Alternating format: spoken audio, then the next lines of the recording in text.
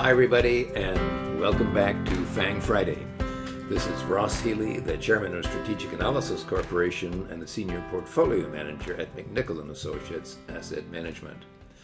Last week, we held a special webinar entitled Using SVA to Survive and Thrive in a Bear Market. And for those of you who signed up and attended, I trust that you enjoyed it. And I've taken what I have said to heart. A number of our FANG Friday viewers have already taken up our special offer for a trial membership. And if you would still like to take advantage of this offer before this bear market gets any worse, and it's going to, then go to www.strategicanalysis.ca/pricing and take advantage of our 3-month trial today. By the way, if you missed that webinar, no need to worry. We will be uploading a recording of it tonight after FANG Friday, so you can watch it at your leisure. My key takeaway message is that bear markets are times when investors reevaluate share prices. It's not only that stocks follow the bed, although many do, as bear markets seek to mark poor values down, but also that strong values are marked up. In other words, bear markets are a value sorting process. 2 weeks ago, I observed that week was characterized by a continuing rally in the NASDAQ and the Standard & Poor's, and the FANGs in particular, to their key market breakpoints. But on that Friday, the market setback action was perfectly timed, as the Standard & Poor's 500 rallied precisely to its super growth price. That's 3.5 times book value, missing that mark by a mere 6 S&P 500 points.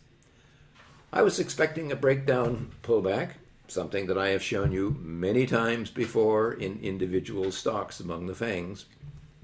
But this time, I expected it to be the case for the overall market, and it has been.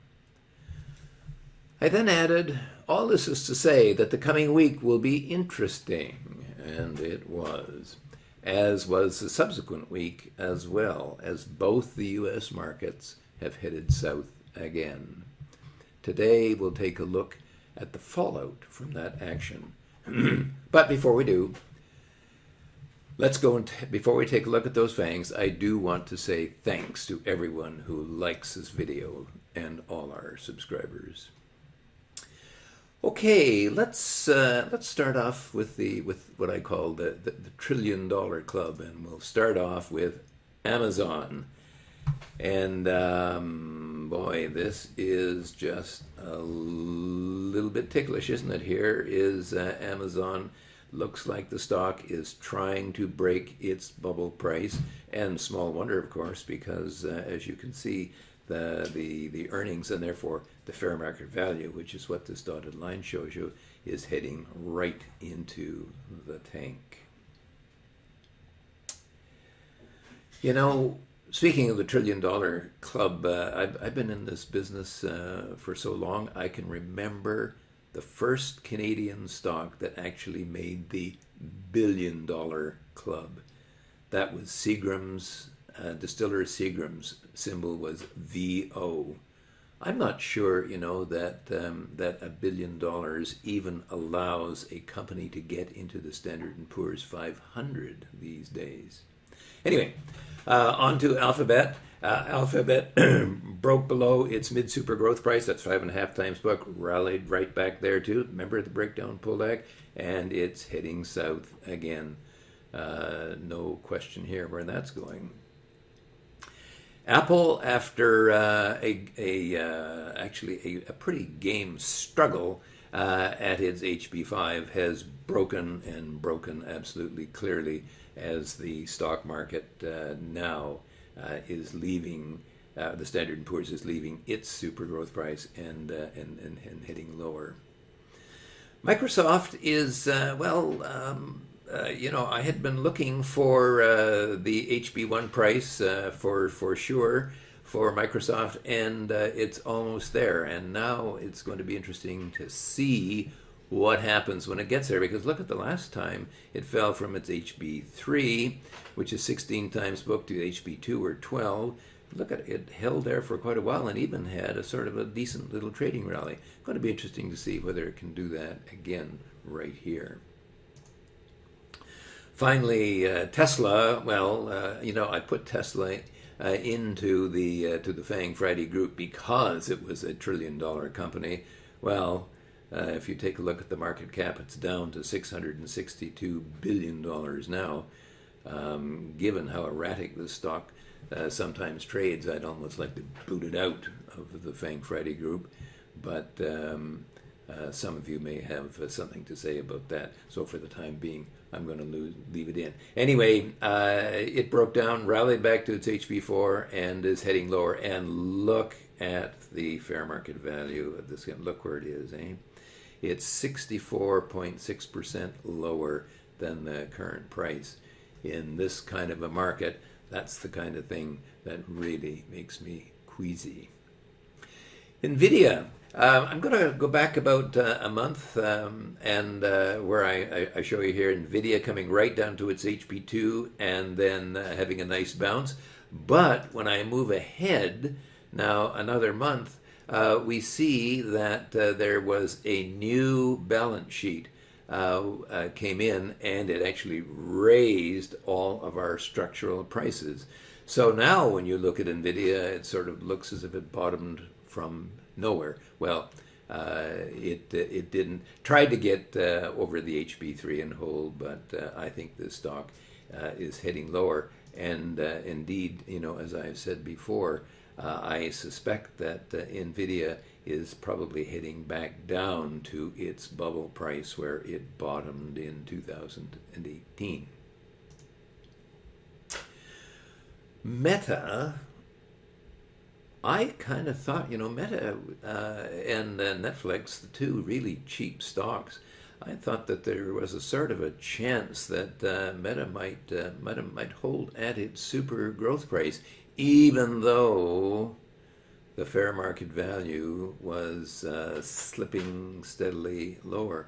Well, any hopes that that was going to happen have now been disabused, and the stock has actually broken its super growth price, which tells me that this is a stock which is heading lower and possibly much lower.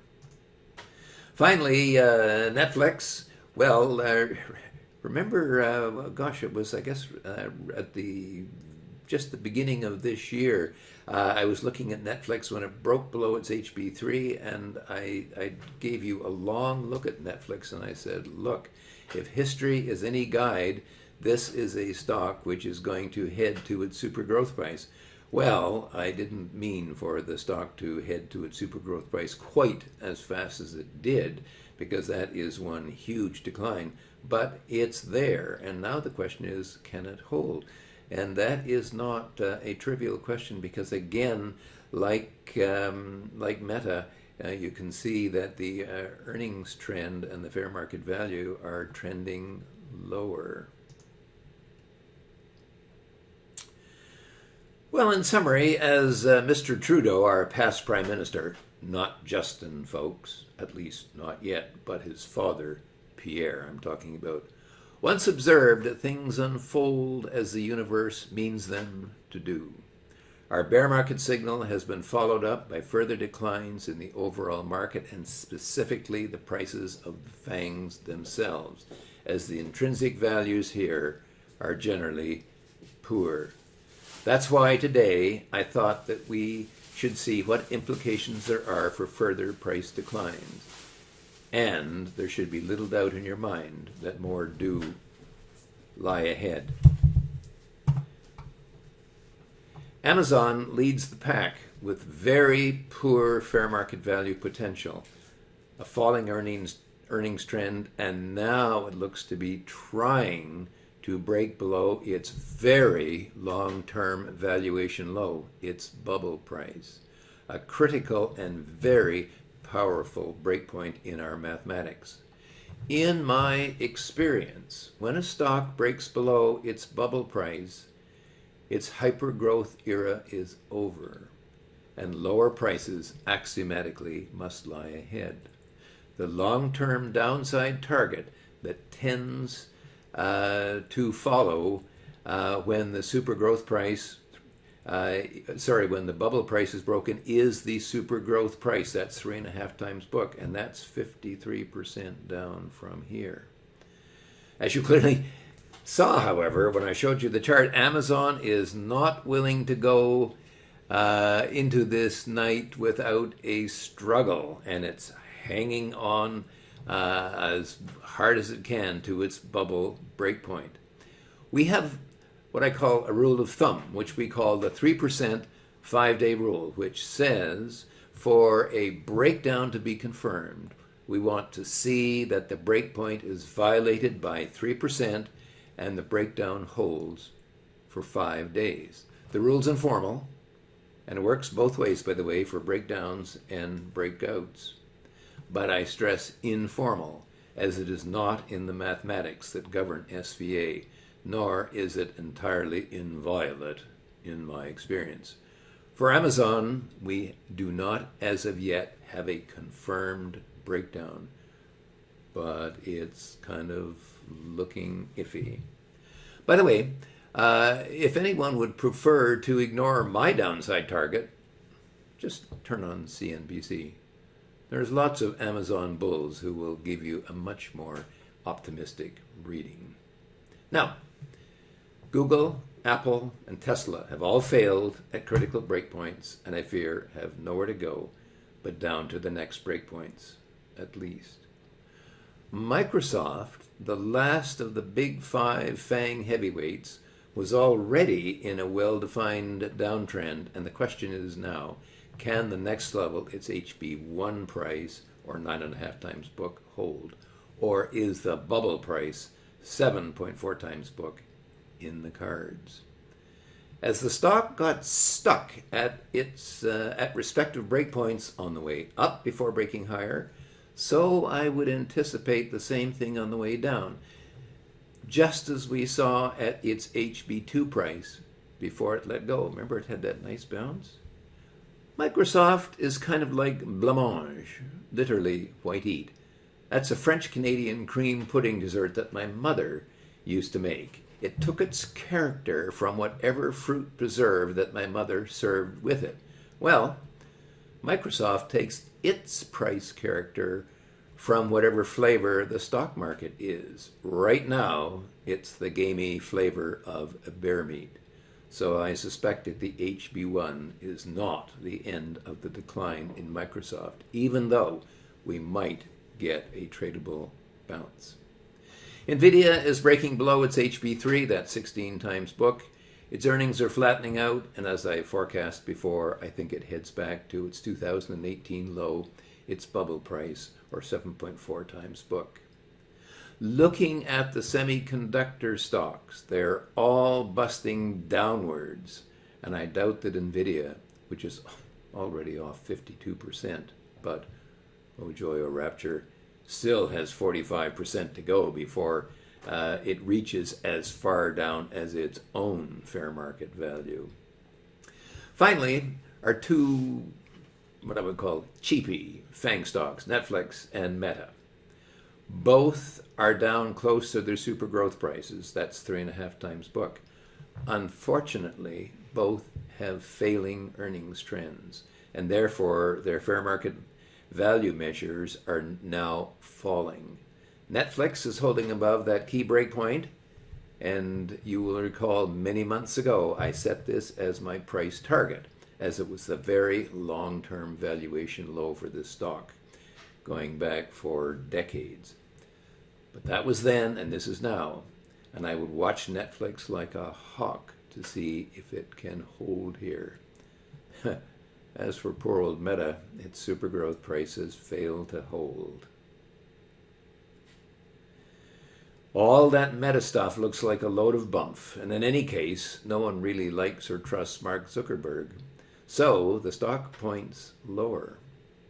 Curiously, It does actually have some upside potential, as we saw, but it's fading as well, albeit slowly. And I expect that lower prices lie ahead. Since we started FANG Friday, events have clearly shown that there are three ways that we can earn our keep with our SVA market service. The first is to help you to find stocks to buy. Second, as you saw with Netflix, and now almost all the rest of the FANG stocks, I showed you how you can avoid the kind of big losses that the market can inflict on your portfolio. Third, of course, is to get you into or out of the stock market itself. Now, if you'd like to join our investing community and become a client of ours, go to www.strategicanalysis.ca/pricing and get started right away. This is not the kind of market that you want to risk navigating by yourself. So join our investment community today.